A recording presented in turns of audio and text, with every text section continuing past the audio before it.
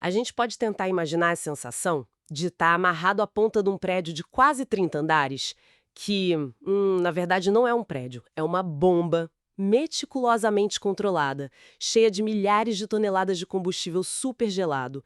E aí os motores acendem, a vibração parece que vai arrancar os dentes da boca e essa torre inteira é arremessada para o vácuo. É a aniquilação completa de qualquer ilusão romântica sobre ir ao espaço, sabe? A física ali é bruta, é totalmente imperdoável. Exatamente. E o mais absurdo é que isso não é um cenário hipotético de filme. Hoje é dia 4 de abril de 2026. Há exatos 3 dias, no dia 1º de abril, a missão Artemis 2 rasgou a atmosfera. E nesse exato segundo, enquanto a gente conversa aqui, 4 seres humanos estão cruzando o espaço profundo.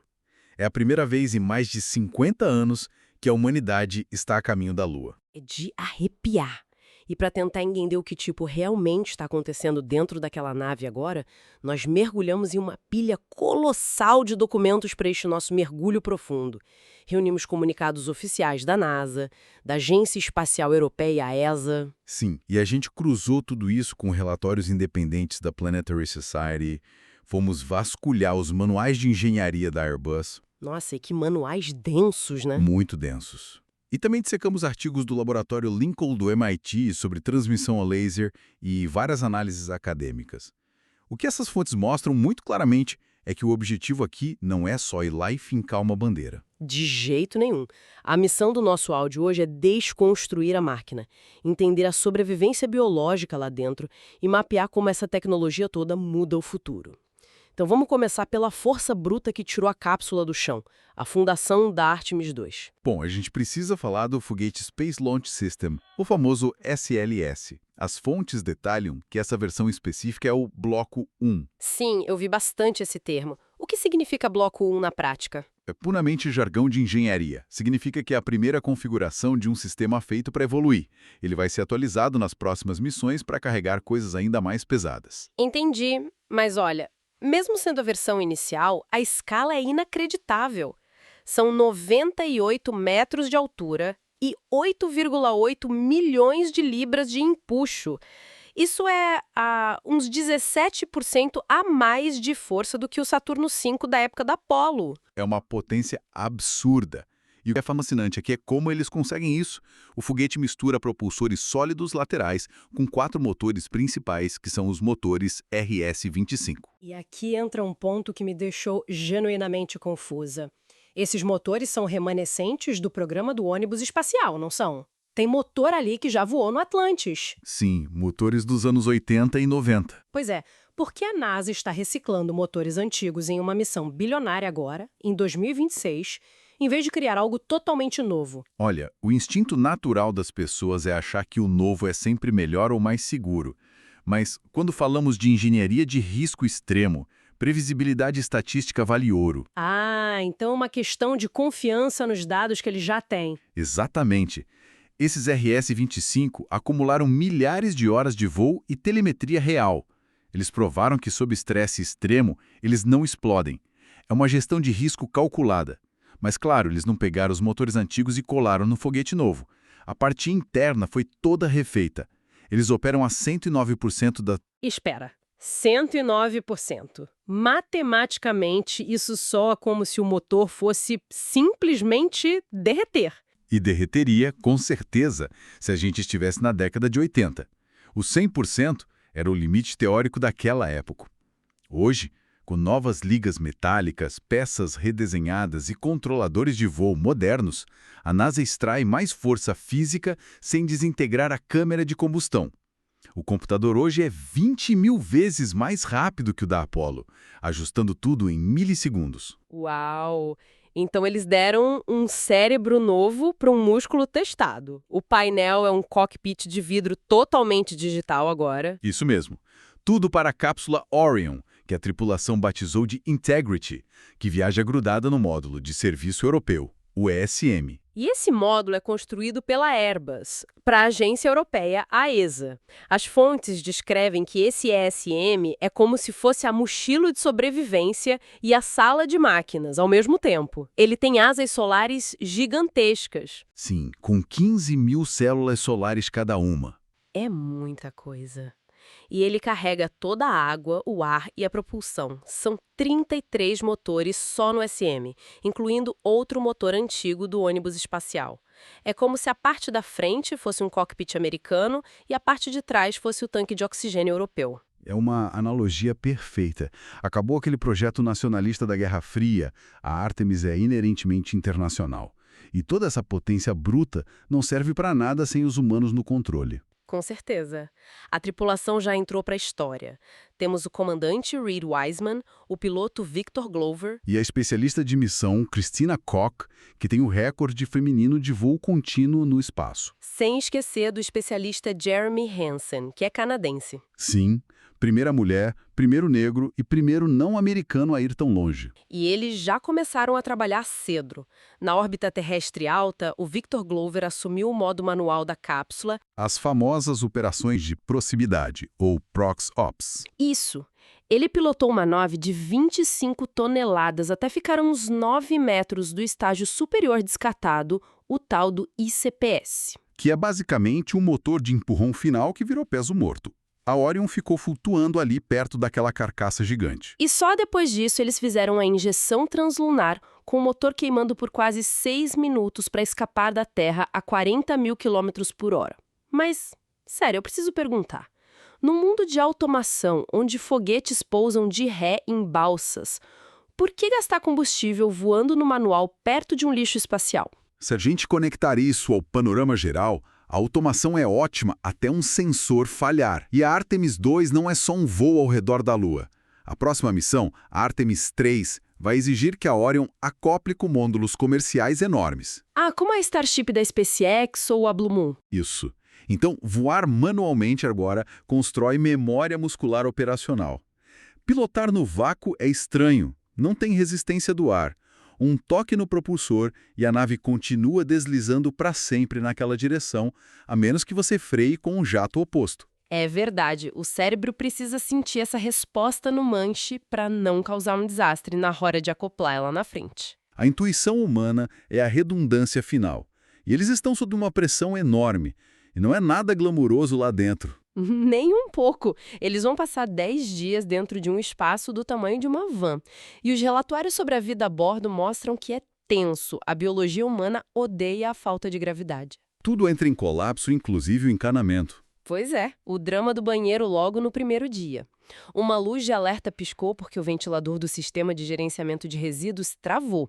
A Christina Koch teve que abrir o painel para consertar com a ajuda da equipe na Terra. Aquele banheiro é um desafio de engenharia.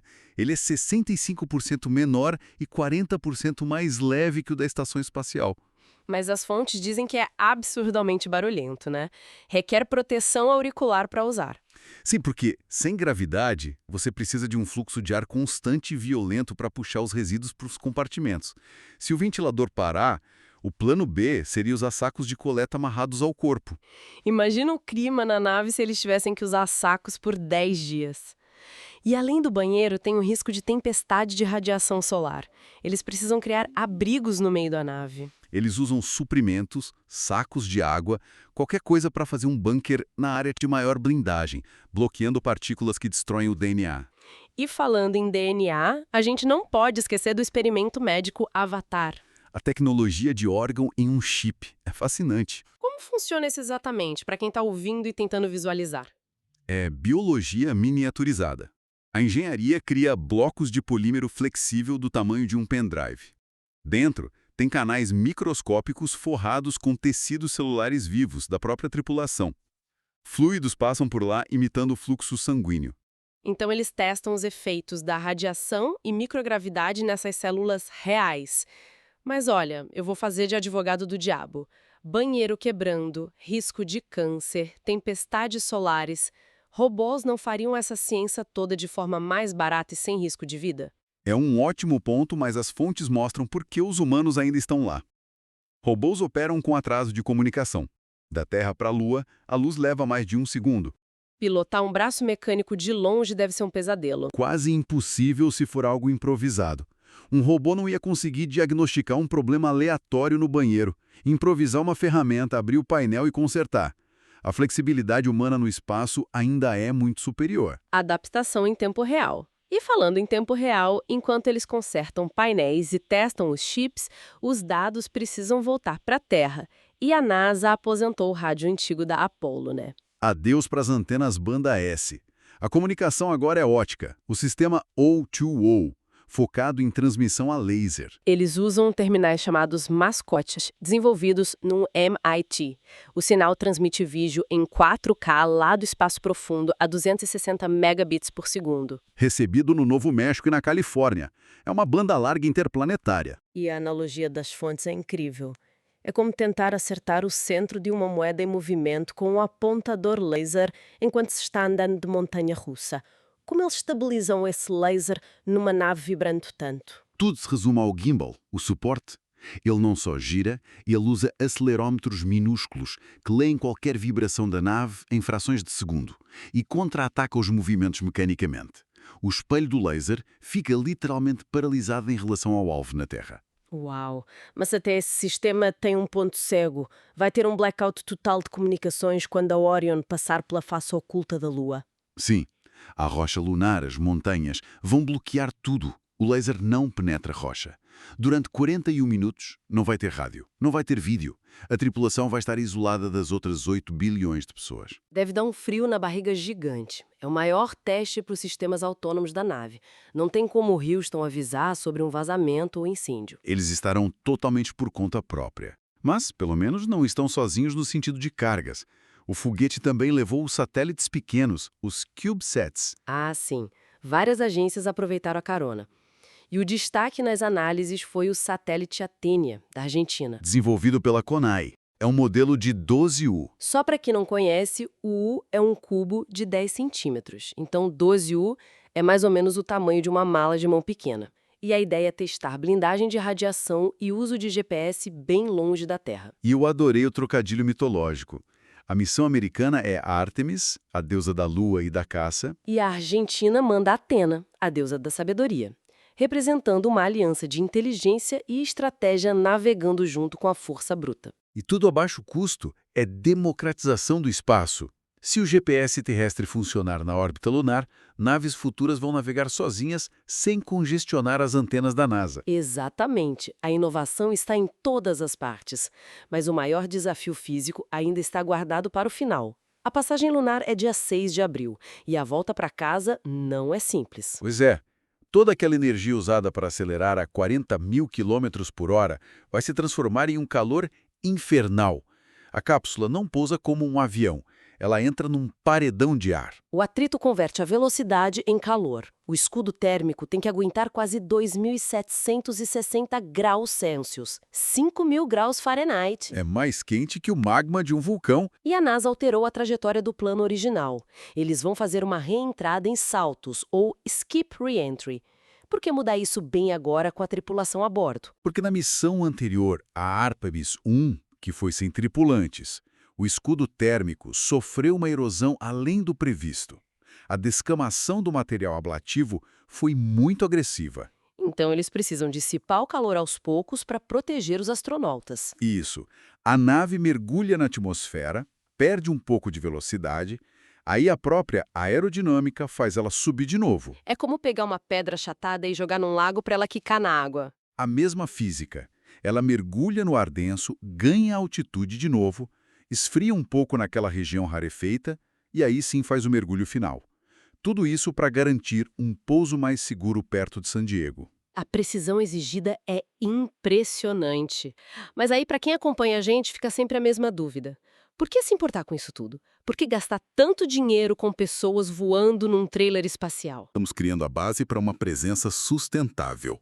Uma presença baseada em colaboração internacional, né? Exatamente. Os sistemas de suporte de vida que purificam a água e a tecnologia de laser vão gerar desdobramentos diretos aqui embaixo. E sem o teste prático de agora, é fisicamente impossível realizar as próximas missões. A Artemis 3 em 2027 e a construção da base no Polo Sul na Artemis 4. A Artemis 2 não é um remake da Apollo 8 em alta definição. É um teste complexo de conectividade e sobrevivência no limite. É o gargalo sendo destravado. E para deixar uma última reflexão original, as fontes biológicas trazem algo muito provocativo. Sobre o experimento Avatar? Isso. As células humanas lá dentro estão sofrendo um nível de estresse e radiação que nosso planeta não permite que aconteça naturalmente. Porque a gente tem o campo magnético nos protegendo. Exatamente. Mas ao monitorar como essas células tentam se regenerar sozinhas, nesse ambiente hostil, no escuro do espaço profundo, a gente pode acabar descobrindo chaves para terapias celulares. Uau! Então o segredo da regeneração ou da longevidade pode não sair dos laboratórios modernos aqui da Terra? Pode muito bem sair do estudo dessas pequenas placas orbitando a face oculta da Lua.